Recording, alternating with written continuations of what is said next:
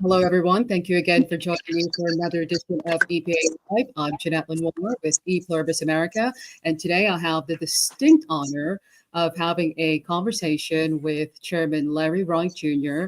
of the Nebraska Ponca Tribe community, and he is also the executive director of the National Congress of Indian Americans. And so Larry Wright is, like I said, a member of the Ponca Tribe of Nebraska, and he has served as tribal chairman for his tribal nation for 11 years, if not more.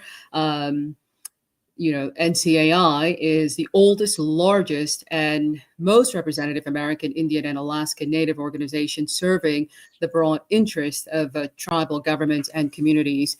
And today we are talking about Trump's policies and their impact on tribal nations. Chairman Wright, thank you so much for joining me. Welcome to EPA Live. I sincerely appreciate your time and hearing more about you and about the work that you do for our tribal nations. So welcome again. And if you can tell us a little bit more about yourself. Well, no, thanks for having me. Sorry I'm not on camera today. Schedule got a little crazy, but you kind of summed it up there. I've been I first was elected to my tribal council back in 2001, and served basically I've served with the tribe for about 20 years. 11 of those as tribal chairman. Along with that, I was also a secondary social studies teacher, taught civics and American government and politics for 8 years during that time. Had my own general contracting business in the interim, and also a veteran of the Army National Guard. Thank you so much for that, and also thank you for your service. It is truly appreciated. As you know, there's so much going on in the world with this new administration and the over 70 executive orders that have come out in just the first few weeks of this administration alone. Before we delve into that, we did have a little bit of breaking news. So let me ask you about that real quick, so we can get it out of the way and get to the topic at hand, which is President Trump's meeting yesterday with President Zelensky of Ukraine. Before we delve into our topic, what are your thoughts on what you witnessed yesterday in the Oval Office? Yeah, it was interesting to say the least. I think as an ally, and everything that's gone on there that's been well documented, to have it framed the way it was framed and to take that kind of tone was, I don't think anybody could really defend that, but kind of seems to be on course with other things that are going on. Unfortunate, but I didn't get to see the whole thing, but did see that a lot of world leaders came out in defense of the Ukrainian president. So I think it was a bad look for the United States.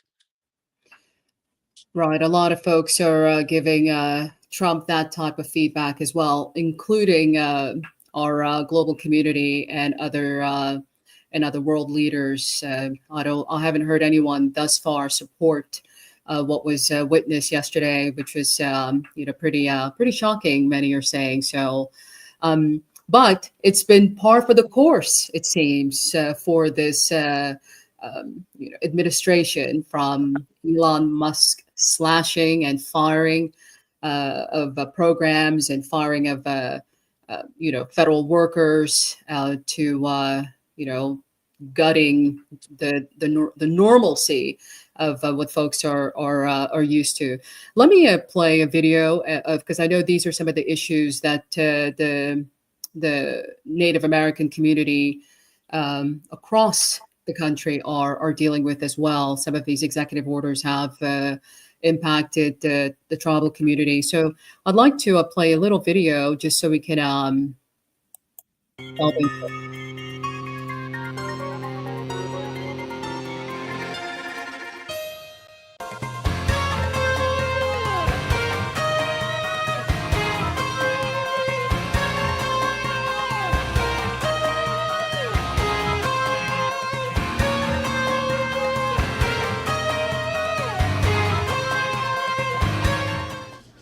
Within 1 week of taking office, President Trump had issued executive orders that sought to cut the federal workforce and reduce government spending.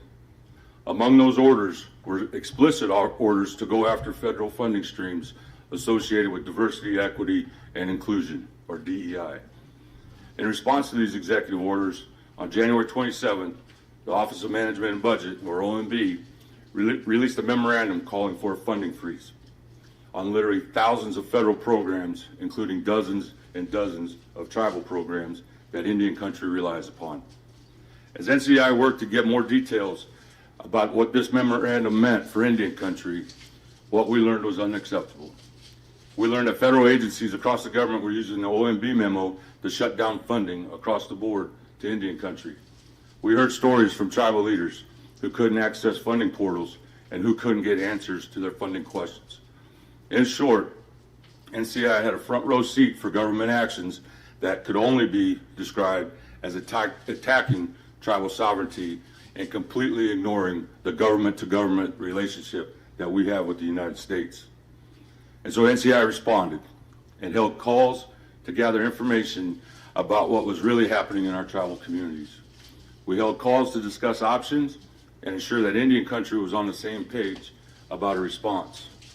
And then we took direct steps to communicate directly with the federal government about what tribal sovereignty means, about what the trusted treaty responsibility means, and about our unique political status that pre-exists this country, but is also enshrined in its Constitution. Of course, the last few weeks are not over yet, nor is Indian country in the clear. While the funding freeze did not go into full effect, there will undoubtedly be additional attempts to go after federal dollars that are rightfully ours. And mark my words, we will be ready to act. We as Indian country will be ready to act. It's hard to even think back to 1 year ago and think about all the positive outcomes that have happened because of the past few weeks since President Trump took office and have been met with an unprecedented amount of action. And much of this action has directly or indirectly impacted our communities and has had real consequences for our sovereignty as well. NCI is prepared to stand up and remind the administration and the new Congress of its trusted treaty responsibilities when they take actions contrary to those responsibilities. NCI will defend tribal sovereignty loudly and aggressively if necessary, and we will do it every single time it's threatened. So, as you yourself have noted, these past few weeks have been pretty serious ones for the tribal community. Can you add to what you said during your recent address? Yeah, the actions that are unprecedented with DOD and everything that they're doing, and just in many cases, I mean, it doesn't feel like there's a plan, but the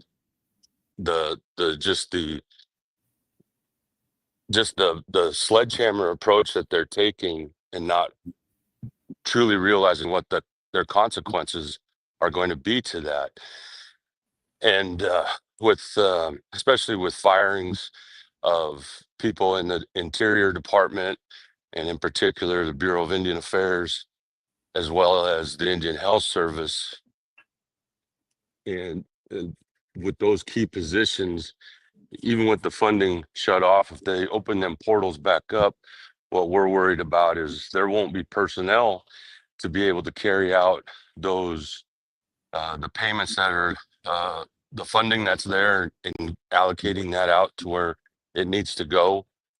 But as we look at the impact in the Indian Health Service and the Interior Department, and in the Indian country, even in good times, we face staffing shortfalls because of remote locations of many of our reservations and getting people to move to those areas.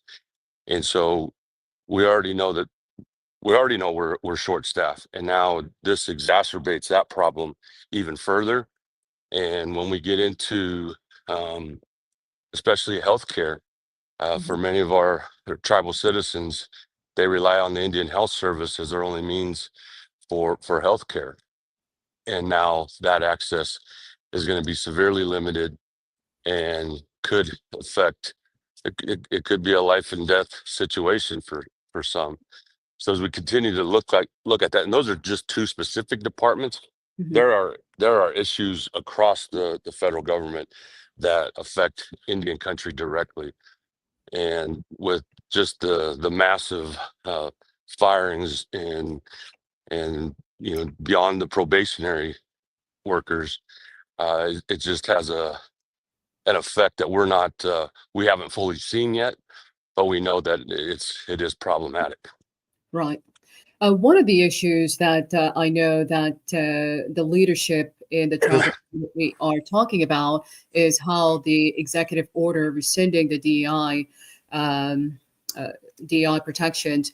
Can you break it down for us? How does this DEI executive order impact tribal community directly or indirectly? Yeah, I think there's in their effort to eliminate anything DEI related, and there's either it's intentional or unintentional. Uh, it Tribal communities have gotten swept up in all of that, and so some of the funding sources that Indian country got, and it may be something as simple as anything that has those words in it, Yeah. or related, is getting cut. But the clear distinction with Indian country is we are not DEI, and we are political minorities in this country that is outlined in the Constitution. It is outlined in federal statutes and laws and has been reaffirmed by the Supreme Court.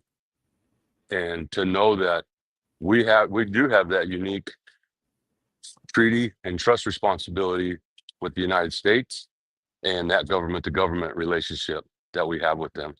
And so for us to be affected the way we are in that in this sweep, um, we need to make it very clear that we are not and we don't diminish DEI in any way, but we cannot be considered as being part of that. Right, but yet your funding did come from that umbrella, which a lot of people didn't know about. And any type of wording, a lot of people were very confused about DI. For some reason, there's this, uh, this, the idea that DI is only meant to impact Black people. That DI exists so Black people can have jobs and whatnot. Can you dispel some of the myths around DEI? Obviously, one of them is the fact that some of the funding for tribal communities and tribal nations falls under that umbrella. But what are your thoughts on what folks are saying, what the sentiments are about the reality of DEI and who it covers? Can you talk a little bit more about that and dispel some of the myths around it?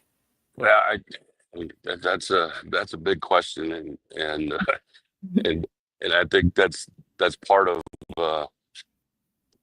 kind of what we're seeing here. And instead of being surgical about what's getting cut or how things should be or how they want them to be, which any new administration is going to have their spin and perspective and their objectives, but just taking a sledgehammer to everything versus a scalpel and being surgical, and know that every action that's taken has ramifications and what those are. And so I think the initiatives that that are behind DEI, we've seen a lot of positive come out of that over the years. And now just to completely tear it down without just any hesitation is troubling. And we've seen that even within the Joint Chiefs of Staff, seeing a 4-star general and who's a Black man and the only woman in there, both being let go because they supposedly got promoted based on DEI thinking. I think as someone who served in the military, is very troubling, and just seeing what this has impact on those individuals, but even by extension, all the issues that deal with the LGBTQ community or missing and murdered Indigenous people and women, and all of being caught up in it's very troubling for Indian country, definitely, but by the larger population as well. Absolutely. And in spite of all the chaos that we are witnessing here, there's, the Native American community isn't taken, it's not all doom and gloom. Listening to your address, you talked about some of the possibilities that you see that you could work with this new administration. Can you talk a little bit about some of the possible pathways of collaboration that you see that can be had with this new administration? For example, one of them being how they feel about the IRS, and also law enforcement, and when it comes to energy. Can you touch on those issues that you can perhaps see some sort of inroads or collaboration, which would be a supportive thing for Native American communities with this administration? I think there's a lot of opportunities for partnership and wins for Indian country, but it starts with being able to recognize again the sovereignty and that unique status that tribal nations have, and I would say during Trump's first administration, he's recognized that. And so, but these particular actions right now kind of throw that on its ear. And we want to make sure that Indian country stands ready to work, partner, and know that there's a lot of different opportunities. And tribal governments want to grow and diversify our economic opportunities for our people. And there's going to be those opportunities that exist in the energy sector, but also when it comes to the IRS and how that is unique in relation to the tribes as well. And so, we know this administration is very keen on drilling and mining, and there's many tribes that are in that space as well. And so that will be important for them. But again, it's all predicated on that trust and treaty responsibility and how that can help. And some of the things that are being proposed, of cutting red tape when it comes to dealing with government, tribes are all for that. And many of our projects die on the vine because it gets held up with bureaucracy and slows things down. And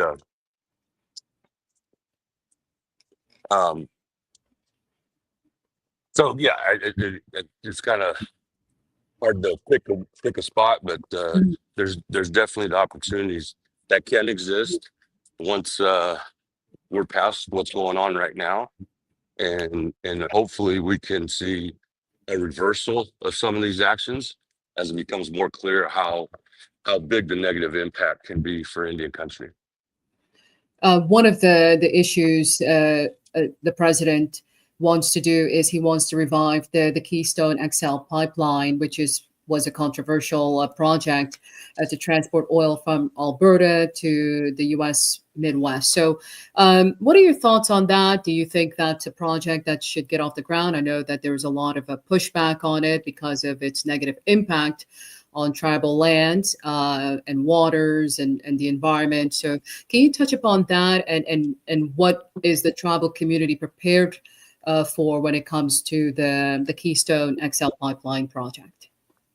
Well, it's hard to anticipate what the reaction would be, but I mean, the country saw firsthand what happened the first time, especially when it came to Standing Rock and in that demonstration and what tribal people were willing to do to keep that from coming through, particularly our homelands.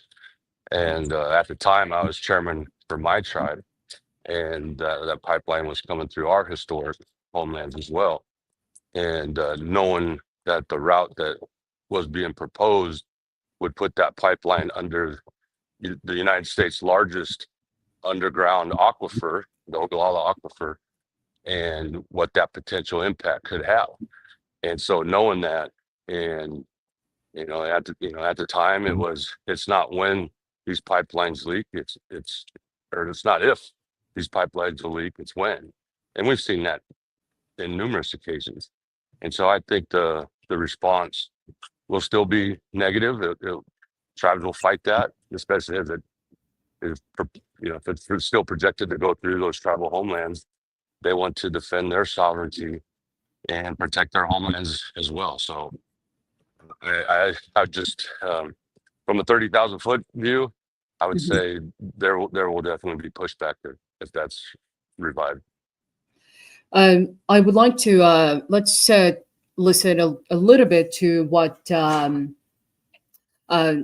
Chairman of the Fort Peck Assiniboine and the Sioux tribe, Justin Greyhawk, had to say. He did mention one thing that I thought was very important that I don't think a lot of people are really paying attention to.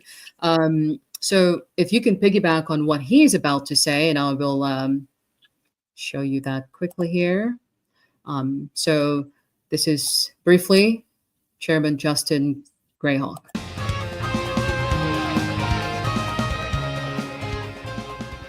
Many of these bills can impact treaty obligations, and some clearly violate treaty promises.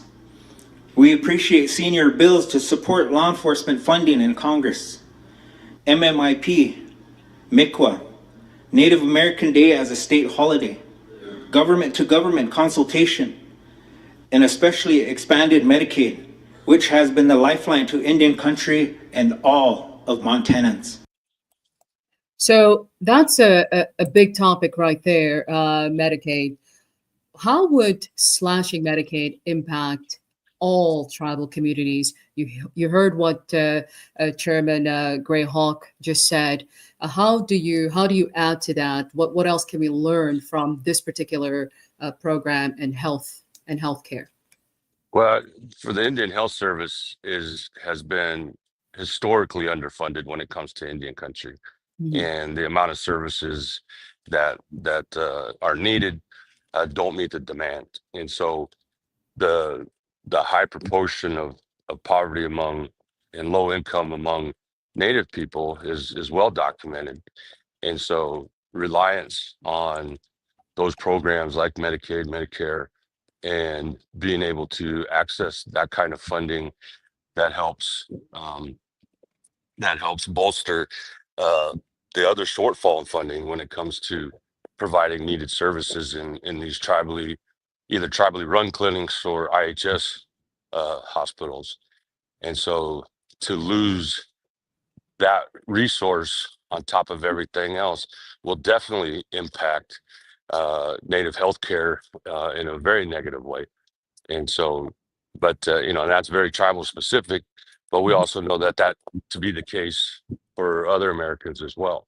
And so, but that healthcare and housing and educate, all of those kinds of things were the basis of the treaties that were signed by the United States for the tribes. And those treaties were signed to get access to our land and resources. And our people have paid for those treaties with blood, sweat, and tears, and many and their lives. And so that's a historical relationship that is bound, like as it says in the Constitution, in the laws of this country. And the United States has an obligation to uphold those. I know you've been making your way, from meeting to meetings, and I know you've been incredibly busy here in Washington, D.C. What has been your takeaway from the meetings and these, the conversations you've been having with members of Congress? What's been some of the feedback? Are you hopeful? Are they hearing you? Are they listening to you? And if not, what do you hope that they hear from the tribal community that are currently feeling the impacts of these executive orders? Yeah, and I would say over the last couple of weeks, there's been hearings in DC. This last week, there was a appropriations hearings, Mhm. and what many tribal leaders have been to DC talking with members of Congress and on a bipartisan effort, which historically Indian country has done a very good job of that, and we do have support on both sides of the aisle, and some key Republicans who are also supportive. I would say some of the messaging and in the conversations is there's members of Congress on both sides of the aisle who don't know what's going on either, and can't make sense. And they know that it has the negative impact that it does in Indian country, but it's having a negative impact across the country. And so when you see that support and their willingness to help, and so that leaves us with some optimism. But with everything that's happening, and talk with a few leaders, and they likened it to, this feels just like COVID, and not knowing what's going on, and the importance and the negative impact, and when is it going to start affecting our healthcare and lack of services and those kinds of things. And so, the amount of information that keeps coming out with this administration on what they're doing is very tough. The executive orders, trying to make sense of those, and pushing very hard with different members of Congress in key positions that sit on different committees to get them to help push back and help raise the voice in making sure that this administration and the agencies that are carrying out these orders understand that Indian country should not be part of these cuts and part of the negative impact, again, because of the treaty and trust responsibility. Right. Let's listen to a little bit more of your address. Today, we continue to partnership. It is a partnership that must be based on mutual respect and understanding. For example, we are not okay with staff walking out during our testimony from legislative committee hearings. We know that as citizens of Montana, we all must listen and consider the input if we are all to move forward. It is not like the battles of centuries ago when we used guns and horses, but one where we use diplomacy and statesmanship to come together for the benefit of all. Our fights today are for the very survival of our tribal nations. Like any fight, we must pick our battles carefully. There should be no bills coming from the heart of Indian country that infringes on fundamental treaty rights such as hunting and fishing. So that's a big one, Chairman. Chairman, what are your thoughts? How else can you add to this when it comes to laws and regulations, and when it comes to issues that impact the environment and hunting and fishing and so forth? What are your thoughts on what Chairman Greyhawk just said, and how do you add to that? I don't know how much to add to it. He's absolutely right. And when it comes to that fundamental access and the right of Native people to be able to hunt and fish and and use the land that we have and protect it for the betterment of our communities. And we have many tribes that their hunting and fishing is part of their sustainability and how they provide for themselves throughout the year, and especially when you get into the Northwest or in Alaska, with the Alaska villages, salmon is key, and being able to hunt and have that sustainability for their families is hugely important. And again, it is all predicated in the treaties and the trust responsibility that have been time and again upheld, recognized, and to the optimism that is there. We're optimistic that that will carry the day, and we'll get back to um, center on the actions and get some of those restored. And but in the meantime, it's still very difficult, and worrying about any kind of new legislation that may be introduced. I know he's speaking specifically to Montana, Yeah. but we need to be very vigilant in that consultation process, where if something is being proposed and it affects Indian country needs to be at the table and be consulted with, so they know what kind of impact that could have on our communities wherever they're located. That's right. He mentioned something that I was very surprised by. I mean, I'm not surprised, especially with our current state of affairs. But he talked about members getting up and walking out. He also talked about racism. Can you touch upon that a little bit? Are these still issues that a lot of people in the Native American community are facing, especially when it comes to their local legislature, their governing bodies? Are folks still getting up and walking out to reject what tribal communities are demanding as far as protecting sovereignties and long-standing treaties? Can you touch a little bit about that type of disrespect? I know he's talking specifically about Montana. It sounds Right. like in the legislature there. So I don't really have an example for that. Oh, so I you would don't say experience that's not I, happening in Nebraska? uh, I wouldn't say it hasn't happened. I would say it hasn't to the degree that he's talking. I mean, there's been actions that have been pushed back in different places for sure, no Mhm. doubt, um, and some of them are more controversial than others. It could be something as simple as where a state replaced Columbus Day with Native American Peoples Day, and we saw those fights that happened in Nebraska too. Yeah. Just a straight walk out. Not saying it doesn't happen. Mhm. I fortunately haven't experienced that. Mhm. When we talk to members of Congress specifically in the role that I have, you may not get that member of Congress there. It may be their staff, but that's kind of par for the course.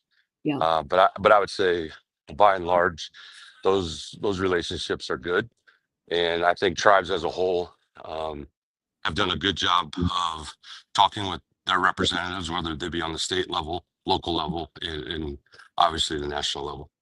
Right. How can non-Native Americans better support Native American communities and their political goals, especially in these, let's say, chaotic times? How can the larger American body support tribal communities today? But yeah, I would say our NCAI website is a great resource. We have a lot of the information that's out there and how it affects Congress and doing the advocacy that we do. And so like NCAI is a nonpartisan entity, and Mhm. we have to work with everyone that's in Congress and the administration.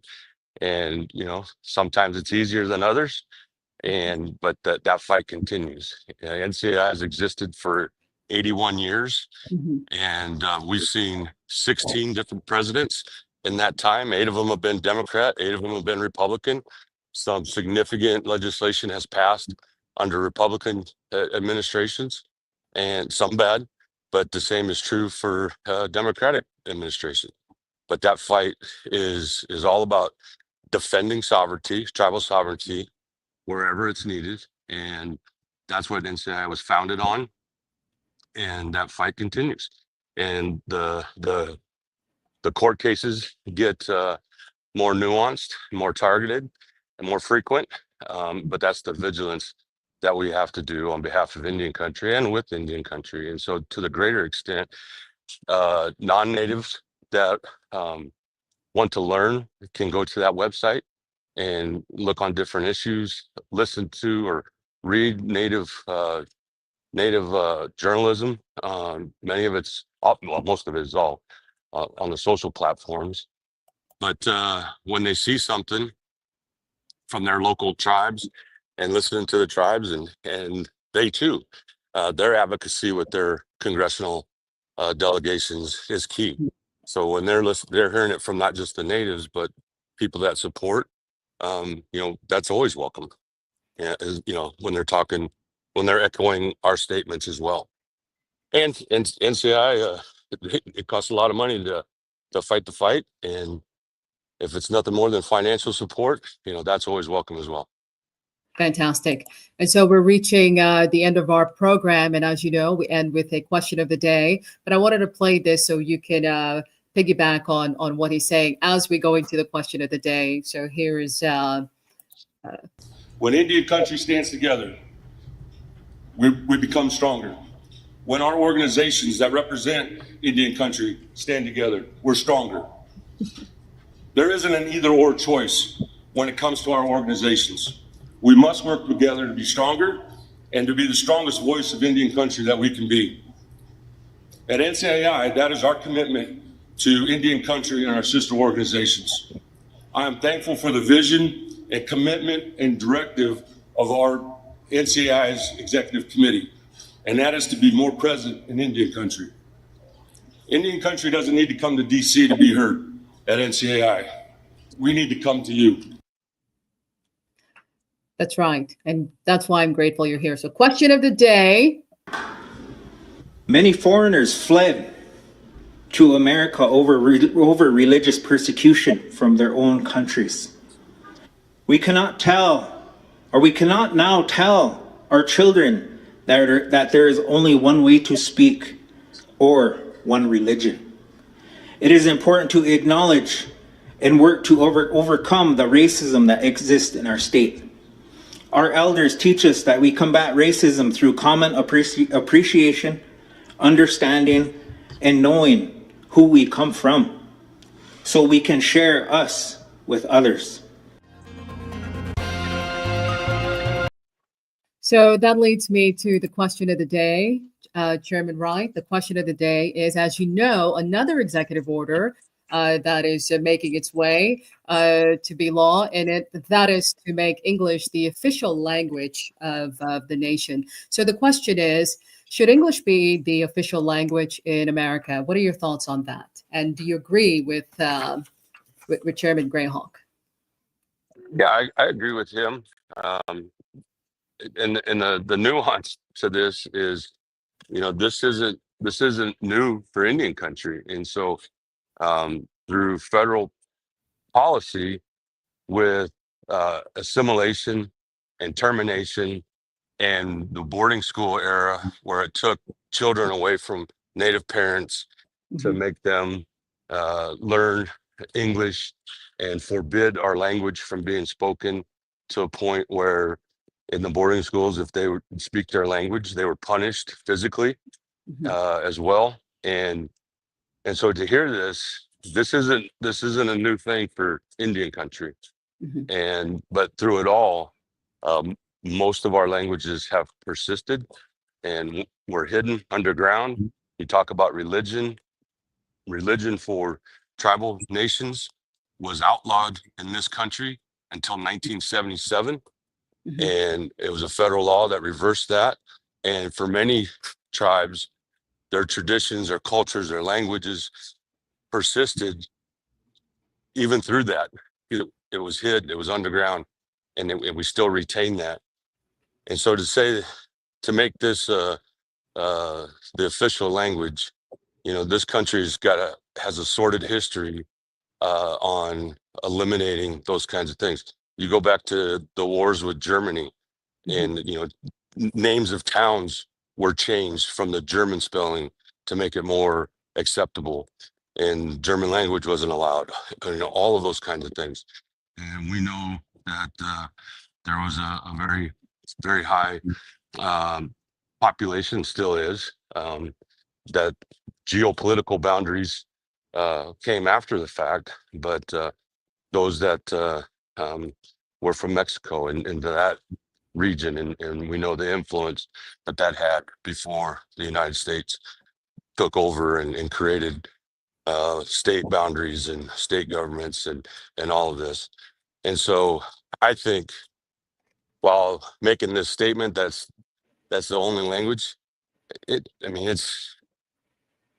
think people realize that already, but to come out and say it in this manner, I think makes it a more combative or aggressive in nature. That's not needed. And so I think it is unfortunate when, we, especially, Native people in our cultures, there's a saying like this in many different languages. And in my language, it's pronounced "ede wongide," which means we are all related and we're all dependent on each other. And we know we become stronger when we have those kind of relationships. And so to eliminate somebody based on the color of their skin, their language, their religion, that's what this country was founded on. And to swing the pendulum back to one side isn't helpful for anybody. That's right. And we're seeing that also from the name changing from the Gulf of Mexico to the Gulf of America, and also trying to make Canada the 51st state. So there's been a lot of shake-up, so to speak. And I can only imagine what the Native community in Canada feels about this type of overreach, but that's for another day. Chairman Wright, I really appreciate your time. I don't want to leave on a negative note. I want to talk about something very special to the Ponca people and the Ponca tribe, and that is about your sacred corn. Can you tell us briefly about the sacred corn of the Ponca tribe and the Ponca people? I find it so fascinating. Yeah, we had several kernels of corn that was grown, that was left over. It was in a medicine pouch from the 1800s. And that kind of went, I don't say lost, but when they looked at this, they saw it, and they planted one of them kernels, and it grew. And in an effort to try and save it so it wasn't lost again, it actually went through a registration process, and the official name was given to it, Sacred Ponca Corn. And as they grew more, and that kind of converged at the time with the fighting of the KXL pipeline and a specific route that was close to our homeland, and but it was on a non-native farmer's farmstead. And for many years, through where the pipeline was supposed to go, we planted about 2 acres of corn by hand, and then harvested it by hand every year until that pipeline was shut down. And through that process, those kernels of corn were taken off the husk, and they were given out as presents to different people, and it's made its way across this country and to other countries in that effort. And you have a lot of non-natives that are growing that corn now. And so it was really a good story to come out of just a few kernels, and just to see how many it grew into. Myself, I plant 10 a year, and harvest those and share those out as well. I think it's fantastic. It really speaks to the magic of life, the mystery of life, and how there's, even if it's a little kernel, it wants to live. every living being, everything wants to live, and so it's disappointing that there are some beings among us who want to snuff those out. But that kernel lived to feed more Native people. And for that, I am truly grateful because we are all impacted by it. Chairman Wright, is there anything I haven't asked you that you think is important to note before we end our broadcast? No, I think you did a good job with the questions, and really just want to say thank you. In my language, we say "wiblaha," means thank you. Thank you for elevating this issue with your listeners on your platform, and that's the kind of help that people can do. And so really, really, truly thankful on behalf of Indian Country for taking this time and helping share our concerns and what's going on. Well, of course, it is an absolute honor for me, and I'm truly grateful. Folks can follow your work. I know you guys recently joined TikTok, and you're doing some on Instagram. Although TikTok is kind of went, survive its own, gauntlet. Right, right. But Exactly. yeah, but you all are making some inroads when it comes to outreach and communications, and it's incredibly admirable. So you can follow the National Congress of American Indians at NCAIED on TikTok and on Instagram at NCAIED. And of course, I will put a lot more information on the website epluribus.america.com. Again, Chairman Wright, it is an absolute honor to share this time with you. Thank you for your time. And thank you all for joining me today. I sincerely appreciate your time as well on this Saturday. I'm Jeanette Lenoir for E Pluribus America, and this is Our American Culture. Thank you, Chairman. Thank you.